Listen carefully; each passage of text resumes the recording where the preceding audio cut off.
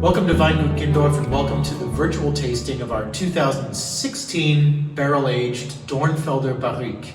Now, if Dornfelder is not well known to you as a grape varietal, that's perfectly understandable because there only has been Dornfelder since 1956 when it was first crossed at the Wine Institute of Weinsberg in southwestern Germany. And it was only cleared for commercial planting and wine production in 1979. So that means we've only had 41 vintages of commercial Dornfelder production. Only 41 tries for winemakers to get their head around this new varietal, understand what it is and what its potential can be. Add to that the fact that Dornfelder has really only ever been planted in Germany, apart from a few small plantings in Switzerland and in the Finger Lakes region of New York State, and that it's not really exported, and all that adds up to a varietal that is unknown outside of Germany.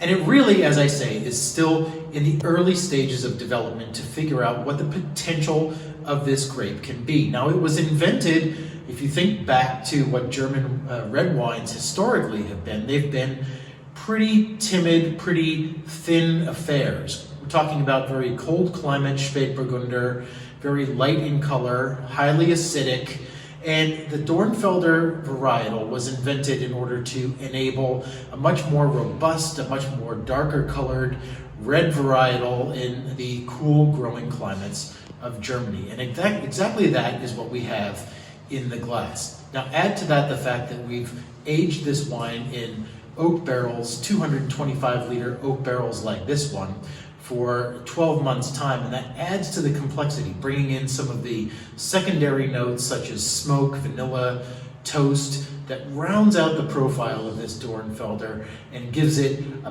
bit more body, a bit more push than its Spätburgunder cousin.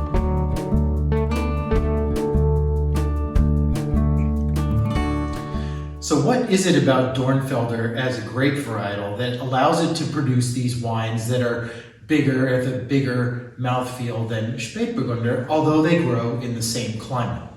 Well, first off, Dornfelder is a very hardy varietal. You notice that right away, even when you're pruning in the winter on the very thick kind of fruiting vines that we get and are able to bend for the next season.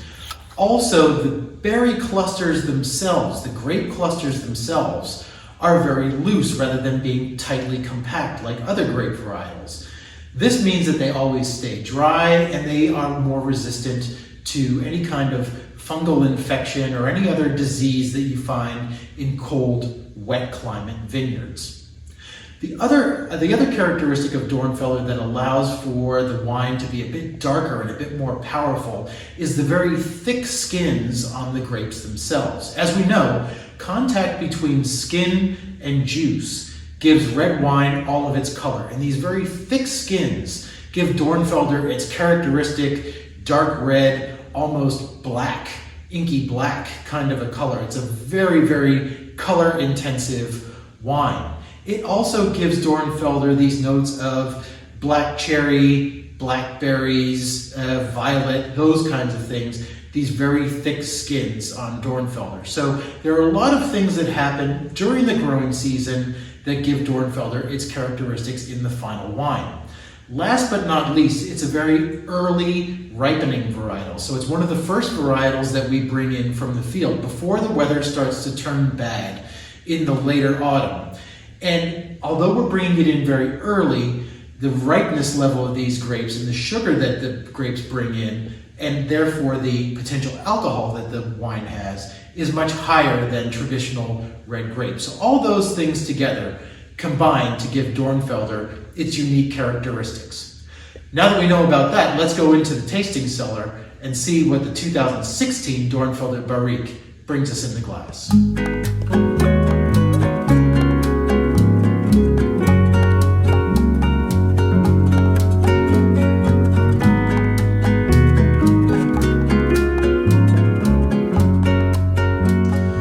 Welcome to the tasting room here at Weingut Gindorf in Liesel on the Mosel, and now it's time to taste the 2016 barrel-aged Dornfelder Barrique. So typically from a Dornfelder, we're going to expect a very full mouthfeel with black cherry notes, blackberry notes, elderflower notes. Those are the typical kind of fruit profiles that we're looking for from this Dornfelder. Now what we've done is we've done this, as I say, 12 months in a mixture of neutral French and new German oak.